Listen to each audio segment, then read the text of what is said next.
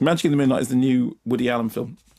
And because Woody Allen is on this sort of treadmill of doing one film a year, I mean, his production rate is extraordinary. I remember interviewing him around the time of his 60th birthday, and there was a sort of sense then that he might have done, you know, the body of his work. And he's made more films since then than he ever had done before, because he just churns them out so regularly. And so, you know, there's things like Blue Jasmine, which was an Oscar winner for Cate Blanchett and had a real sort of, you know, dyspeptic feel and, you know, and was a solid piece of work. So now we have something which is basically utterly whimsical. Story is set in 1920, south of France. Colin Firth is a stage magician who appears on stage as Wailing Sue, as a Chinese man who does these sort of stage magic tricks. He is asked by Simon McBurney, who is a friend of his, to come and debunk a clairvoyant, played by Emma Stone, because he doesn't believe in magic in the real world. He thinks that all magic is trickery, all clairvoyance is hokum. So he goes to check out Emma Stone and to find out whether or not she is the real deal, because he's absolutely certain that she isn't, because he don't believe in magic. Here's a clip.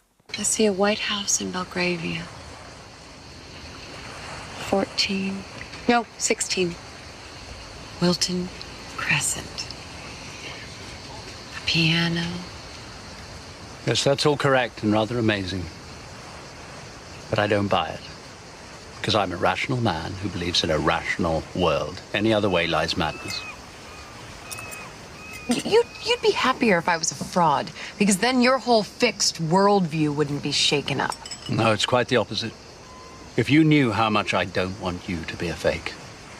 Oh, but think how embarrassing it would be for you. Your whole life, you spent publicly crusading against spiritualism, and then you'd have to come out with it and say that you were wrong. But I'm not wrong. So, Colin Firth and Emma Stone. Now, on a sort Good cast. Good game. Simon Burney as well, very good cast. I mean, actually, it's a terrific cast. It's, if you look back at kind of the stuff that Woody Allen was doing in the 60s and 70s, the short plays and that sort of thing, this is a kind of regular, magic has always been a big thing for him. When I did that interview around his 60th birthday, we talked a lot about magic because it was something that he really enjoyed. He loved going to magic shows. You know, he was always kind of interested in conjuring, and he was very fascinated by that sort of performance. And what this does is it combines the two things which he's most interested in that way, which is conjuring, stage magic on the one hand, and transcendence metaphysics on the other, because the whole central gag is Colin Firth doesn't believe in magic, therefore he's a rationalist, he's an atheist, he doesn't believe in love, really. He's got a relationship with somebody but it's kind of very frosty cold. And is his experience of Emma Stone's character going to change that? Is he going to actually start believing that in fact she does have something that is beyond the ordinary? And so it becomes very much like one of those Woody Allen philosophical discussions. You know, if there is magic in the world, then there's all this other stuff.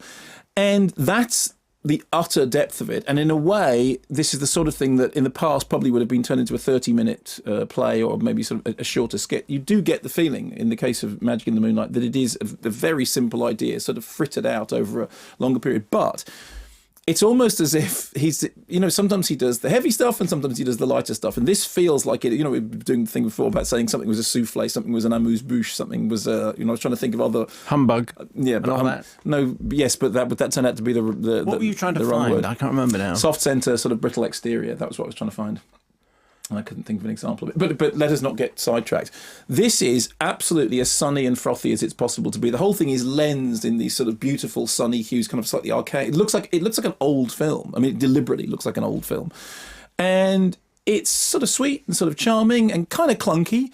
There's an awful lot of the sort of interactions between the characters which do clunk around like somebody like Tommy Cooper performing a magic trick when you know, cup hat, and all that stuff. And you can see the mechanics of it working. You know exactly where it's going.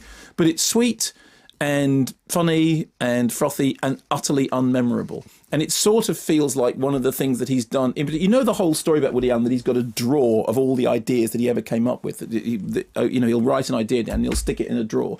And then he'll just go to the drawer and pull something out and go, oh, I'll make that one. But this looks like something that he did, you know, back in the very early 1970s. What about if a magician met a blah, blah, blah, blah, blah. And then he put it away in a drawer and then he pulled it out and thought, oh, fine, I'll turn it around. So it's very light, very airy, very breezy, very inconsequential. And at times rather clunky, but kind of charming in a totally, you know, unimportant sort of way.